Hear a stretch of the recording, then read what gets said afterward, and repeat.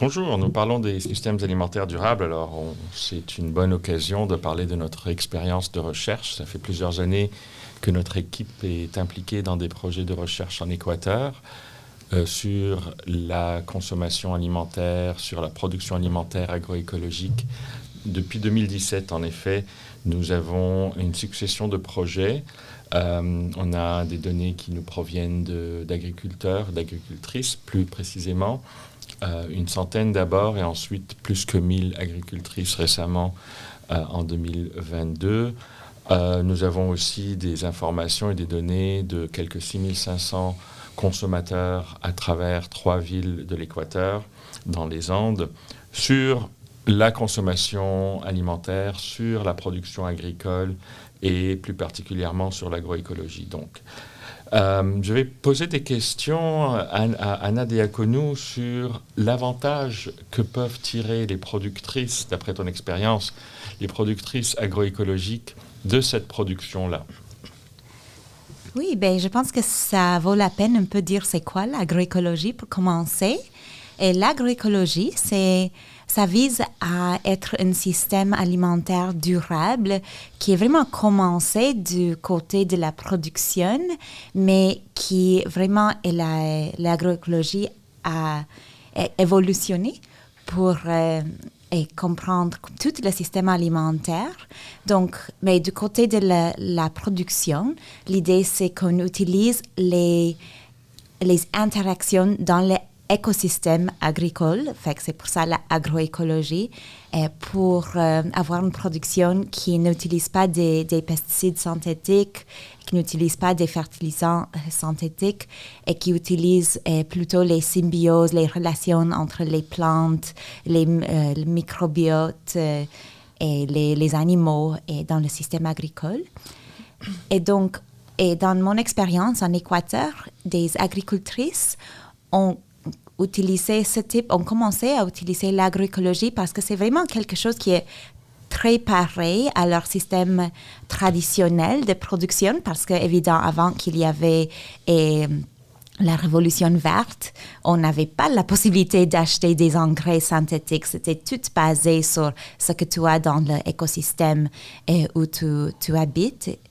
Mais elles ont choisi d'utiliser l'agroécologie vraiment dans un sens social, et parce que c'est quelque chose qui permet à s'approcher à leur tradition agricole, mais avec une vision qui n'est pas vue comme romantique ou comme quelque chose du passé, mais c'est vraiment une vision qui est vue comme une façon d'habiter dans le monde moderne, on dirait. Et au niveau social, pour les productrices agroécologiques, c'est vraiment intéressant parce que là, quand elles font de l'agroécologie, elles s'en servent dans un réseau social et dans lequel elles partagent avec d'autres femmes qui ont des idées assez pareilles sur l'importance de la durabilité, mais ils n'utilisent pas le mot durabilité, mais elles parlent de Pachamama, que c'est de la cosmovision andine, c'est comme tout l'univers, c'est la terre-mère, c'est l'harmonie entre l'être humain et la nature. Et donc, quand elles font partie de ces réseaux-là, et elle commence à parler aussi sur l'importance de la santé et de l'alimentation. Elle n'utilise pas forcément le mot nutrition, par exemple, mais quand elle parle de l'alimentation saine, elle parle souvent de l'alimentation qui vient de leur propre production, qui est considérée plus saine à cause du fait qu'il n'y a pas des engrais synthétiques comme les pesticides qui sont tellement toxiques, mais aussi à cause du fait qu'il y a une connexion entre ce qu'elles produisent elles-mêmes et ce qu'elles mangent elles-mêmes. Et donc, quand on dit qu'elles mangent différemment, j'imagine, de celles qui ne sont pas dans ce mouvement d'agroécologie? Oui, en fait, on a fait des études sur ça en commençant en l'année 2017.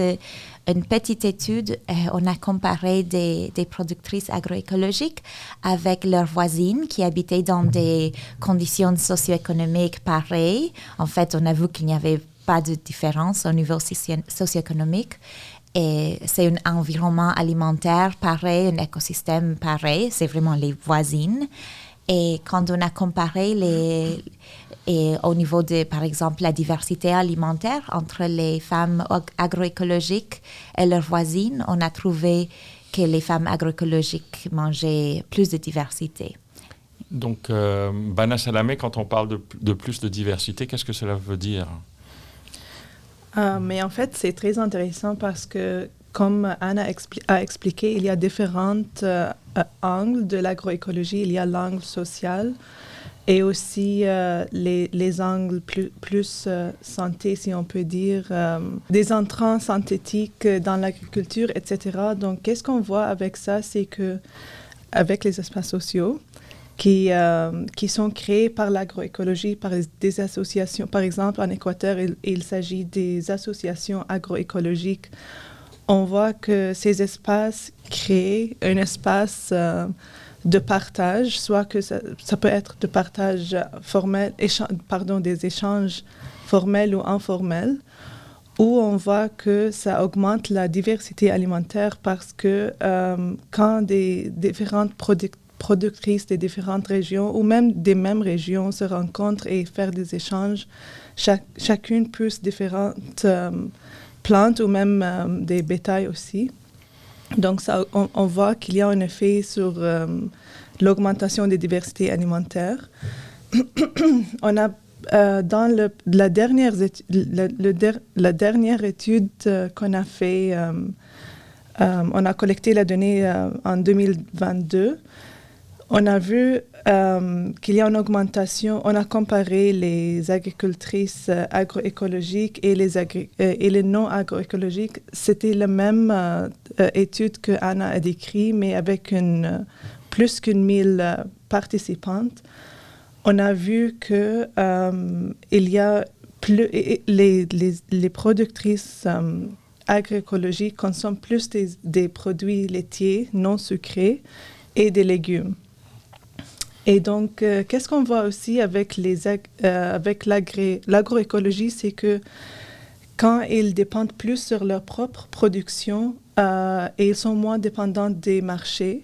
Mais un autre côté qu'on voit aussi, c'est que quand les productrices sont plus dépendantes sur leur propre production et moins dépendantes des marchés, ça agit sur différents niveaux. Donc, par exemple, on voit que quand ils dépendent sur leur propre production, il y a une grande partie des aliments ultra transformés qui est remplacée par des aliments frais. Et aussi, ça libère aussi plus de revenus ou plus d'argent pour acheter d'autres choses. Ça peut être différents types d'aliments ou autres dépenses. Sabrina Arasimovic, quand on parle de diversité alimentaire et d'une meilleure qualité alimentaire, comment est-ce que cela se traduit de point de vue santé, à ton avis? Oui, alors comme Bana a mentionné, quand on parle d'une meilleure diversité alimentaire, on parle de personnes qui vont consommer plus d'aliments de base, non ou très peu transformés, comme les produits laitiers, les fruits, les légumes verts feuillus. Alors, ces aliments-là ont tendance à être les aliments qui sont les plus riches en fibres. Et souvent, quand on parle de fibres, par exemple, on pense souvent au système digestif. Mais il faut aussi se souvenir que les fibres, particulièrement les fibres solubles, peuvent réduire le risque de maladies chroniques comme l'hypercholestérolémie et aussi le diabète. Alors, ça peut aider à contrôler le cholestérol, ça peut aider à avoir une meilleure contrôle sur le glucose sanguin. Et ces fibres solubles sont principalement trouvées dans les légumes verts et tous les fruits, les légumes, les légumineuses et certains grains entiers. Alors, premièrement, une meilleure diversité alimentaire pourrait amener à une meilleure consommation de fibres. Deuxièmement, on parle aussi souvent de potassium, qui est quand même difficile d'avoir assez dans notre alimentation. Et le potassium, souvent, ça va être trouvé dans les produits laitiers, les légumineuses et encore une fois, les fruits et les légumes. Avec une meilleure consommation de potassium, ça peut nous aider à mieux contrôler notre pression artérielle, ce qui est très important, particulièrement quand on voit qu'avec la transition nutritionnelle, qu'il y a souvent une augmentation dans la consommation de sodium. Alors, en plus, si une personne consomme insuffisamment de potassium, ça peut empirer la tension artérielle. Alors, en consommant plus de potassium, ça pourrait être un bienfait.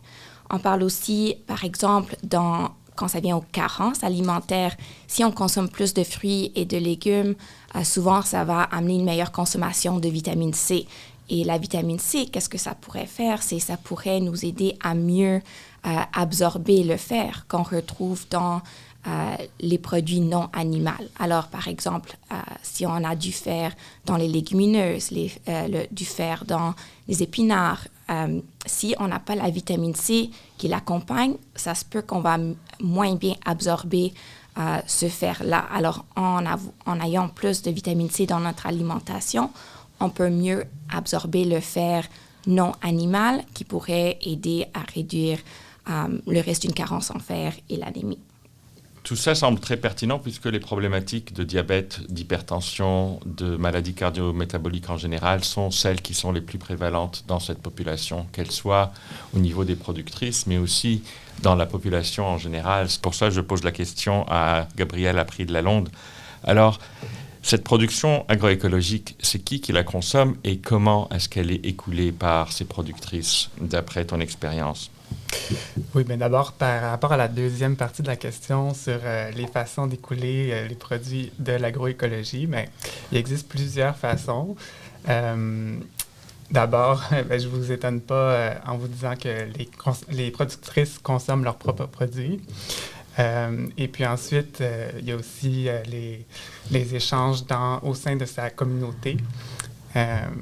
Donc, Anna nous parlait un petit peu du fonctionnement de ces cercles agroécologiques-là et un bon soutien, un bon réseau social. Donc, il y a beaucoup d'échanges qui se fait à ce niveau-là. Ensuite, il y a des modes de distribution alternatives comme l'achat directement à la ferme, les kiosques, les marchés plus éphémères. Il y a aussi des marchés qui sont organisés de façon récurrente dans des milieux urbains, donc qui peuvent rejoindre une portion différente, une portion de la population qui n'est pas nécessairement en contact avec l'agriculture. Puis la première partie de la question, c'était qui sont ces types de consommateurs? Les gens qui s'approvisionnent dans les marchés agroécologiques. Donc, les consommateurs qui s'approvisionnent dans les marchés agroécologiques ou dans tout type de circuits agroécologiques, on a pu observer qui ils sont dans notre enquête qu'on a menée à partir de 2017. Donc, ces consommateurs-là avaient un profil socio-économique plus favorable que le reste de la population en général. Donc, c'était un constat qu'on a pu faire. Et puis aussi, par rapport à l'alimentation, on a pu voir qu'il y avait des bénéfices. Les consommateurs qui s'approvisionnaient dans les marchés agroécologiques, selon nos observations, étaient plus nombreux à consommer des fruits et légumes quotidiennement et à consommer moins souvent de produits alimentaires ultra transformés qui ont tendance à être moins nutritifs. Donc, ça, c'est les bénéfices du côté de la qualité de l'alimentation qu'on a pu observer. Est-ce qu'il y a une différence de point de vue santé entre les consommateurs qui s'approvisionnent dans ces endroits-là puis ceux qui s'approvisionnent ailleurs, dans les supermarchés, les grandes surfaces, etc.? Alors, avec ce que je viens de dire, on aurait tendance à croire que les consommateurs qui s'approvisionnent dans les marchés agroécologiques seraient en meilleur état de santé que le reste de la population. Par contre, ce qu'on a pu observer, c'est l'inverse, ou parfois qu'il n'y avait pas de différence. Mais on peut le comprendre aussi, et on le voit dans nos données, que les gens qui s'approvisionnent dans ces marchés-là agroécologiques Donc, on a pu observer aussi les motivations des gens à s'approvisionner dans les marchés agroécologiques. Puis, on peut voir que l'état de santé des gens, donc le désir de rester en bonne santé ou même de se soigner par l'alimentation, c'était une motivation importante pour ces gens-là.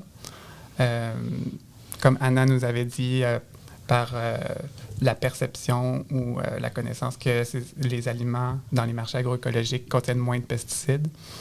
C'est un grand facteur qui motive l'approvisionnement dans ces marchés-là. Donc, c'est ce qui nous permet d'expliquer que les gens qui vont s'approvisionner là ont davantage de problèmes de santé que le reste de la population. Donc, des problèmes de santé qui sont venus avant leur consommation. Donc, ils essaient de régler ces problèmes-là à travers une consommation de produits agroécologiques. Mais ce qui m'inquiétait, ou ce qui peut inquiéter les personnes qui nous écoutent, quand on parlait du fait que ce sont les personnes qui sont plus aisées, qui ont des moyens financiers plus importants, qui s'approvisionnent là, est-ce qu'on n'est pas en train de creuser les inégalités sociales de santé en faisant la promotion de cette façon de produire? Oui, c'est une inquiétude qu'on a. Et puis, je veux quand même dire que dans notre étude, on a pu contrôler pour les facteurs socio-économiques pour voir les différences au niveau de la qualité de l'alimentation entre ceux qui s'approvisionnent dans les marchés agroécologiques et le reste de la population. Puis, on a vu qu'en contrôlant pour ces facteurs-là, les bénéfices au niveau de la qualité de l'alimentation demeuraient. Donc, ça nous montre que les facteurs socio-économiques ne sont pas les seuls facteurs qui influencent la qualité, les bénéfices sur la qualité de l'alimentation de s'approvisionner dans ce genre de marché-là. Anna, est-ce que tu veux rajouter quelque chose? Oui.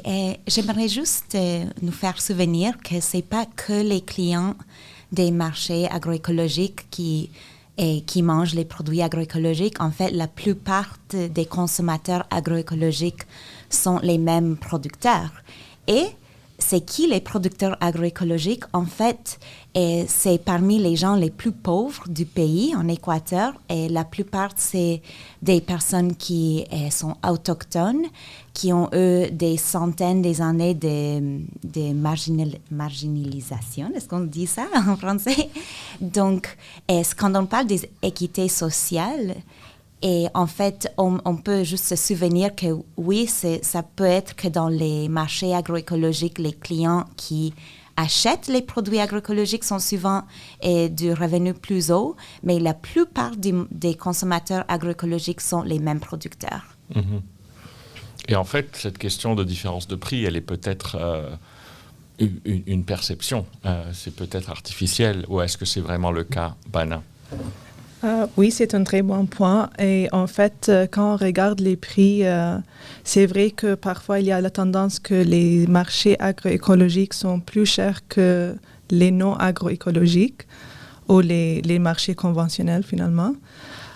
Mais quand on parle de ce sujet, il faut regarder aussi les facteurs structurels qui font en sorte que les aliments, les aliments agroécologiques sont plus chers, ou en fait pourquoi les aliments conventionnels sont moins chers que les agroécologiques.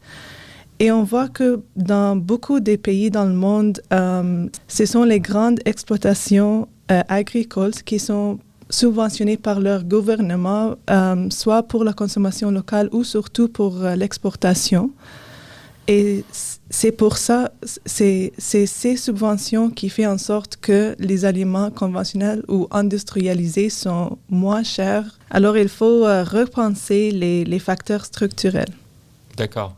Et aussi, il y a toute la question d'externalité, c'est-à-dire que quand on parlait de pesticides, Anna, qu'est-ce qui se passe avec les pesticides après dans la contamination environnementale? Qui paye pour le nettoyage quand il faudra le faire, etc. Donc, toutes ces externalités-là qui sont reliées à l'agriculture conventionnelle, elles ne sont pas prises en considération dans le prix des aliments. Et donc, il y a une compétition qui est injuste entre l'agroécologie, les produits agroécologiques et les produits de l'agriculture conventionnelle, en Équateur comme ailleurs. Et si on parle un peu plus sur la question d'égalité sociale, Et il faut se souvenir qu'en fait, en Équateur, ce qu'on a vu, c'est que même s'il y a des marchés agroécologiques où les prix sont plus élevés dans des quartiers plus privilégiés, le moyenne des marchés agroécologiques ont les mêmes prix que dans les marchés conventionnels. En fait, on a vu qu'il y a plusieurs marchés agroécologiques qui ont vraiment les mêmes prix que les marchés conventionnels les moins chers du ville. Et c'est quoi qui permet d'avoir ça? Ben, ce qu'on a vu, c'est que dans les marchés agroécologiques, la chaîne commerciale est très courte, parce que c'est les mêmes producteurs qui vont vendre les produits directement aux consommateurs, et tandis que dans les chaînes conventionnelles, le producteur va vendre le produit à un intermédiaire qui va le vendre à un autre intermédiaire, qui va le vendre à un autre, etc. On a trouvé même que dans certains cas, il y a 9 intermédiaires entre le producteur et le consommateur. Donc, c'est ça qui vraiment va permettre c'est les chaînes courtes dans l'agroécologie qui vont permettre que tu vas avoir un prix qui est vraiment abordable pour la plupart du monde. Et ce circuit court ou cette proximité entre le producteur et le consommateur fait en sorte que le producteur a le feedback, si on veut, du consommateur en temps réel et il peut s'adapter aux besoins du consommateur. On a appris de certaines productrices qu'elles ont changé un peu leur production, elles ont introduit des variétés nouvelles qu'elles ne produisaient pas pour plaire aux consommateurs. Et donc ça peut aussi avoir un impact sur le prix qu'elles peuvent avoir pour leur production. Et le fait qu'il n'y a pas d'intermédiaire fait en sorte qu'elles ont une plus grande part du prix de l'aliment. Donc c'est un win-win, c'est gagnant pour la productrice et le consommateur. Précisément. Merci tout le monde pour cette conversation.